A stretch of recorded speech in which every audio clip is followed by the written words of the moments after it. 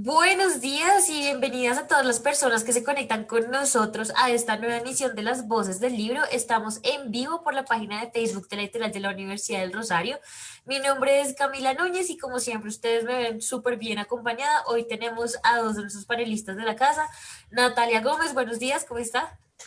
Hola Camila, muy contenta de regresar el día de hoy. Las personas, vengo corriendo de otro programa, pero no importa, las personas van a decir cómo está vieja aquí en todo lado, pero bueno, muy contenta de acompañarlos el día de hoy porque el tema que se viene con la invitada que tenemos es muy interesante y muy chévere. Así es, ustedes dirán de dónde conozco a Natalia, pues ella también hace parte del programa de Antropovoces, igual que nuestro otro panelista de hoy, Santiago Aparicio. Él es una voz y una cara nueva en las voces del libro, así que bienvenido y buenos días, Santiago, ¿cómo está? Hola María Camila, muy emocionado, igual que Natalia, se van a cansar de verme en todo lado. Sí, yo también hago parte de Antropovoces. Hoy no estuve, pero voy a estar en otros programas más adelante y muy emocionado porque el tema de hoy pues me encantó, la verdad. A mí la historia me fascina y creo que hoy tenemos mucho para conversar. Exactamente, que en las voces del libro hoy estamos muy emocionados con el tema. Ustedes verán que también tenemos a otra invitada que ya en un segundito les vamos a presentar.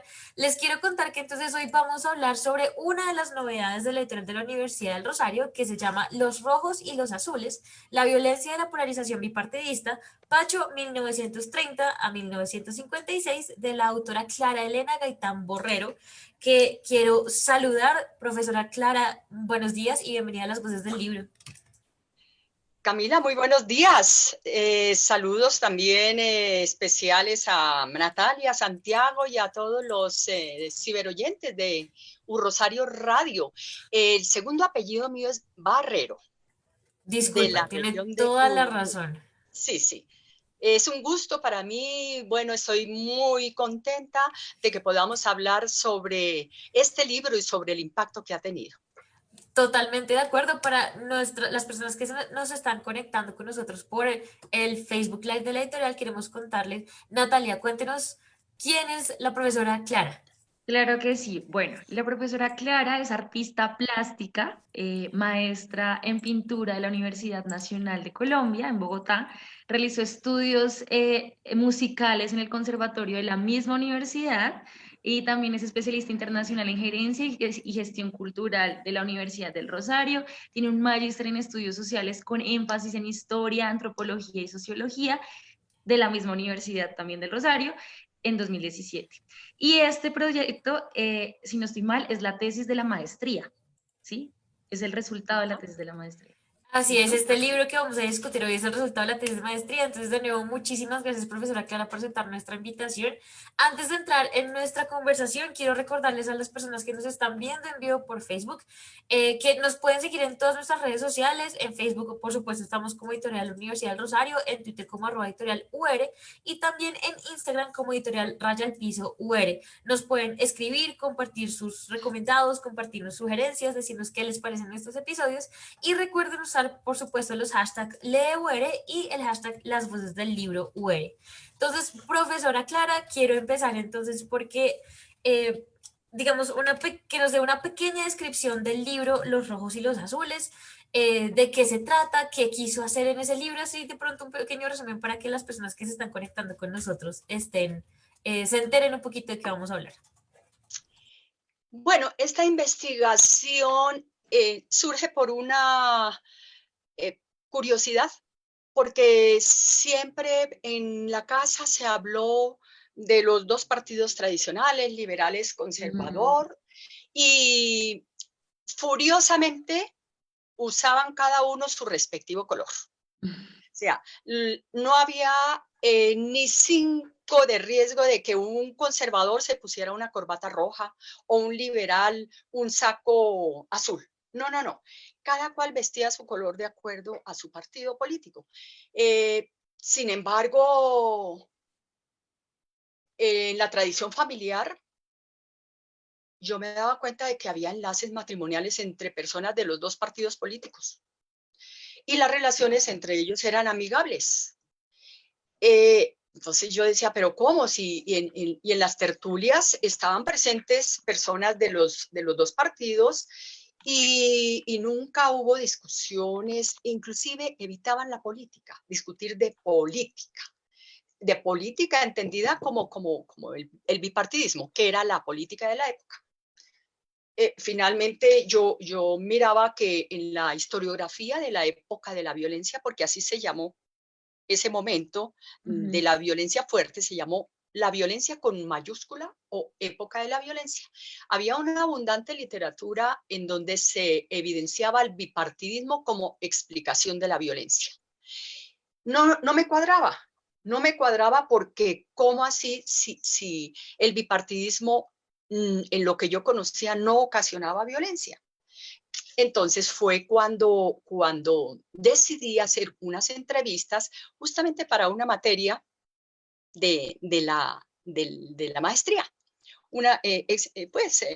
Se requería hacer entrevistas y yo dije, las voy a hacer de una vez con este tema. Pues y yo empecé preguntando allá en Pacho, ¿ustedes cómo vivieron el 9 de abril? Yo no empecé preguntando la violencia porque yo pensaba la violencia es muy fuerte para empezar a hablar de esto así. No es adecuado, voy a encontrar de pronto barreras. Entonces, el 9 de abril hubo susto, hubo miedo para hablar de esto, pero finalmente las personas empezaron a hablar porque yo dije, yo soy de aquí, yo soy de la familia, el 9 de abril hubo, qué fue lo que hubo, cómo lo vivieron. Y al hacer estas entrevistas, la mayoría de las personas corroboraba lo que se oía en la familia mía, protección de liberales a conservadores durante los sucesos violentos que se desataron por la muerte del caudillo Jorge Eliezer Gaitán.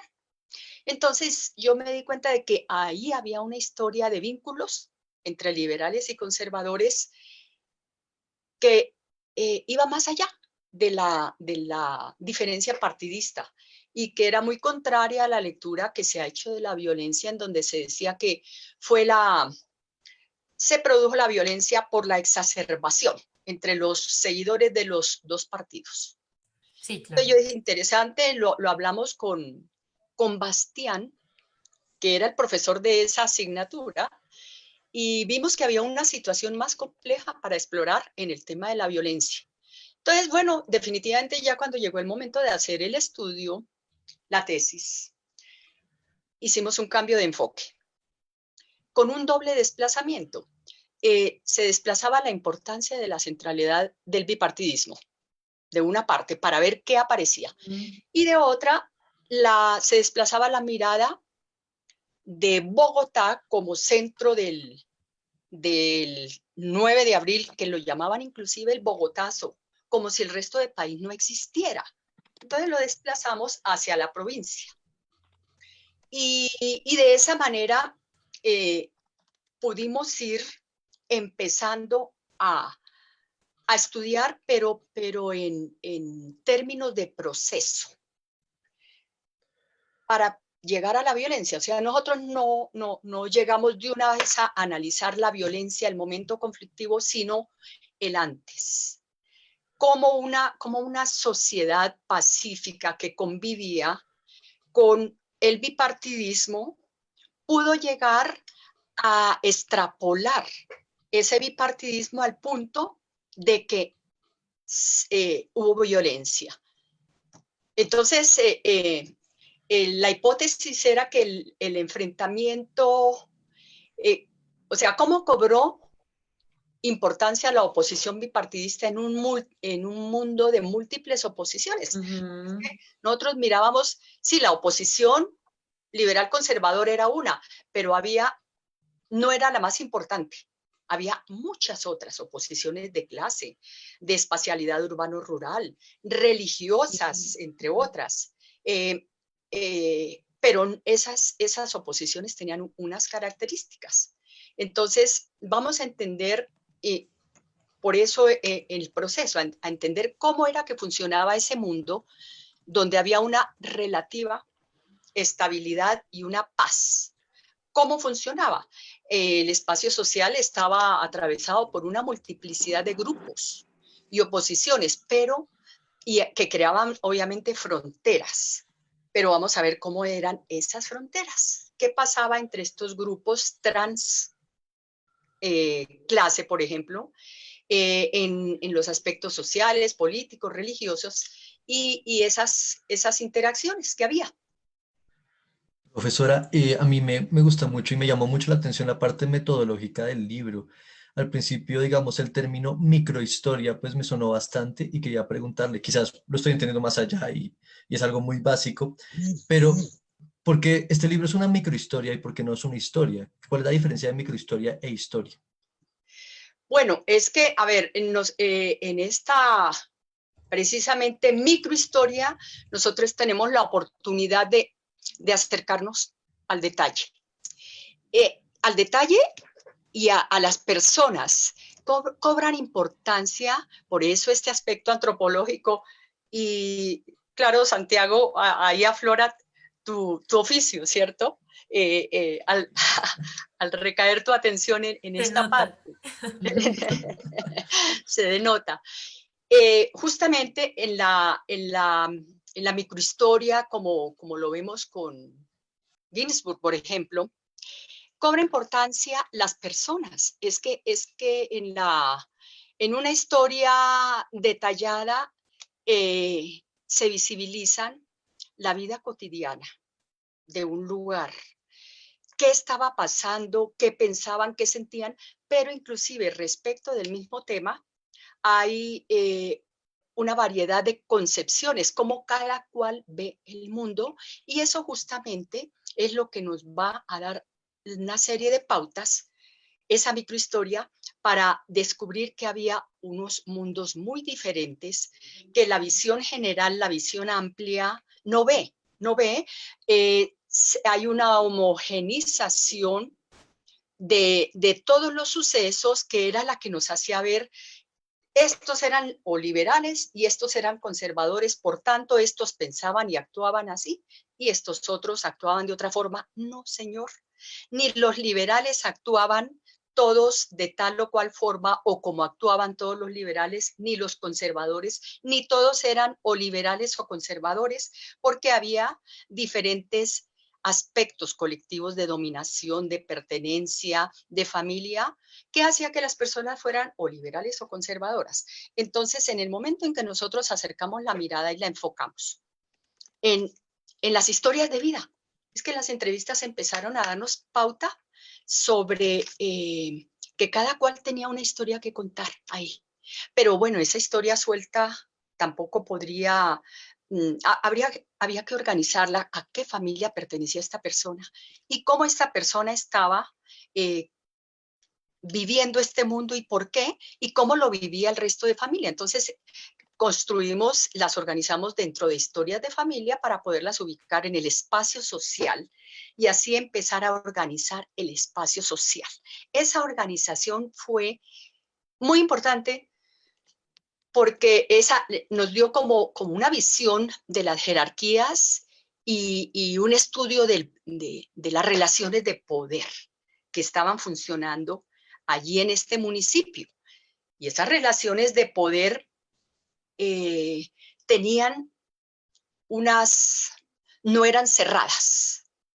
O sea, las clases que se establecían en esta estructura jerárquica eran unas clases interconectadas, no tenían unas barreras, unas fronteras cerradas. Entonces, en ese momento nosotros también nos dimos cuenta, en primer lugar, que no podíamos hacer una categorización cerrada tradicional de clases, sino que había que buscar pues algunas teorías como la de Pierre Bourdieu, que nos permitían encontrar y clasificar pequeños grupos de acuerdo a esto que las entrevistas y las historias de vida que tú, Santiago, pues estás tan interesado.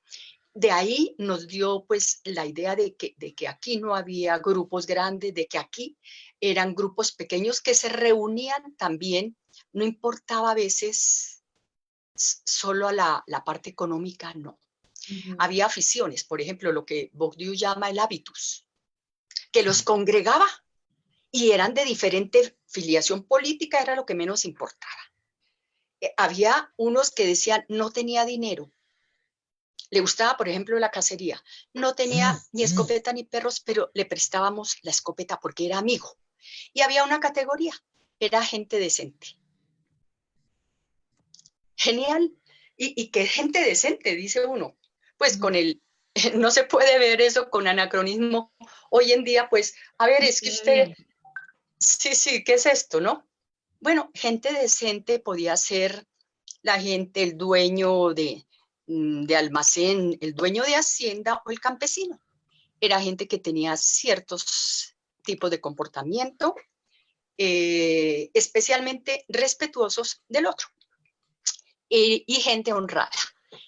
Yo creo que era una de las cosas más importantes en el momento, era gente honrada, que no tumbaba al otro, que no robaba, que no le robaba al otro y que no hacía torcidos. Y así lo dicen en los términos. Entonces era gente decente. Y era gente que además tenía modales para referirse al otro, para tratarlo, para saludarlo.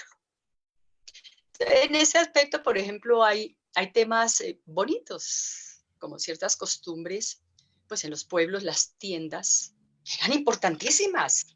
No, pues si siguen siendo importantes, la tienda ha evolucionado. Esa es otra historia bien, bien hermosa que podemos de pronto hacer. Veo a María Camila que se sonríe con esto. El tema de las tiendas allá en Pacho, pues sí, entonces se nombra la tienda de Petra. Entonces Petra vendía a la gente que tenía cierta capacidad. Y es que la gente, pues en esa época era un poco más frío, y entonces ahí tomaba su tinto y le echaba un brandy, un traguito de brandy. Entonces, bueno, ahí se reunían los señores del pueblo, los señores. No podía haber mujeres. Estamos Claro, hablando de una, es de que una son, época. claro, son diferentes espacios de socialización los que se dan ahí, ¿no? Eso es bien interesante. Claro, Profesora, claro. precisamente refiriéndonos ya un poquito más a las tiendas y Sí, hablando un Natalia. poco más desde la intimidad, yo quería preguntarle a usted y bueno, y recomendarle a las personas que nos están viendo que si ustedes leen este libro se van a dar cuenta un montón de la manera en la que está escrito, refleja mucho esa interdisciplinaridad de la autora, ¿sí? Por la manera en la que está escrito, por las investigaciones que tiene y por las teorías con las que ella investiga, porque no solamente es la microhistoria, sino también tiene temas y teorías antropológicas. Pero lo que me llamó mucho la atención fue la entrevista precisamente a las familias, porque hay un fragmento corto de las entrevistas y una explicación, un fragmento histórico y antropológico, un fragmento de las entrevistas, y cuando uno los lee, pues es muy interesante cómo se visualizan estos testimonios y también deja entrever un poco la confianza que había entre usted y esas familias. ¿Cómo fue este proceso de llegar a estas familias, a la familia de Felipe, a la familia, digamos, de don Macedonio, que eran, si no estoy mal, seis hijos que se casaron con 6 hermanas que eran conservadoras, pero él era liberal, este tipo de relaciones? ¿Cómo fue este proceso? Sí, Natalia, mira que una de las cosas que ha gustado del libro es que parece una novela. La narrativa. Entonces, no es un ladrillo, es como emocionante en algunos aspectos leerlo, porque son como cuentos, pero son cuentos reales y a la vez pues están como analizados, como tú dices, comentados de una manera analítica. Y entonces, en ese aspecto, por eso es este libro, la metodología y la parte interdisciplinar de la que tú hablas, ha atraído diferentes públicos, o sea, públicos de diferentes ámbitos. Entonces, por ejemplo, en cuanto a lo de las múltiples disciplinas, pues finalmente, acuérdate que es que aquí en la maestría ofrecía en estudios sociales manejar uno de los 3 ámbitos o los 3, que eran la antropología, la historia y la sociología. Entonces, obviamente que con el método etnográfico, el trabajo de campo, las entrevistas, las historias de vida, la mirada micro detallada, pues era la parte importantísima del libro. Por eso no es sencillamente solo un libro de historia, sino está esa parte antropológica, pero también está la historia política, porque es que pues allí había gente que todavía estaba impactada y se vino a la guerra a tumbar al gobierno, porque estaban esperando la oportunidad, porque la estaban esperando desde sus abuelos que estuvieron en la guerra de los 1000 días. Entonces, estas personas que estaban allí decían, llegó el momento de marchar a Bogotá, porque de todo el país, es que esta historia local es una historia que se repitió en el país. De todo el país llegarían a la capital a tumbar el gobierno.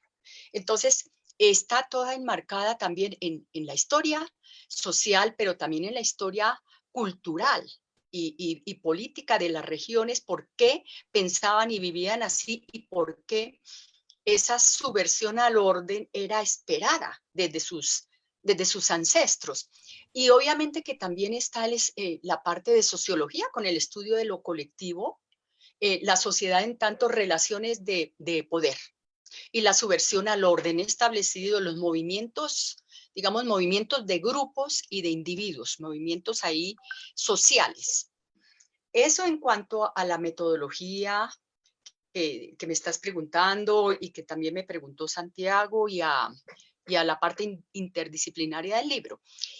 En cuanto a cómo llegué a estas personas, pues como decíamos inicialmente, en la familia, en las tertulias, porque en la familia todo se debatió en forma de tertulia. Digamos, allá siempre yo crecí en eso. Entonces yo crecí oyendo hablar de efervescencia, hablaba un liberal, hablaba un conservador, pero hablaban no en términos exactamente sectarios, sino hablaban más lo político que la política. Claro. Había una diferencia ahí en eso, pero cuando alguien se ponía un poquito intenso, alguno arrancaba con una guitarra, con un tiple a tocar, cambiaba completamente el chip de la reunión y venía la parte musical, otro de pronto improvisaba un verso, porque aquí hay que retraerse a la historia, ¿por qué somos así? Sí. Es que esto traía unos antecedentes, porque es que Pacho fue el origen de la industria siderúrgica en Colombia. Colombia. Sí, qué pena, profesora, qué pena, le tengo que interrumpir ahí porque el tiempo en radio y en estas redes es un poco corto, entonces tenemos que ir a una pausa, pero no se despeguen a las personas que están viéndonos en vivo por Facebook, gracias a las personas que nos están saludando, a la profesora Clara le están diciendo que hola, que saludos, entonces quédense con nosotros, ya volvemos, vamos a una pausa y ya volvemos a los redes del libro.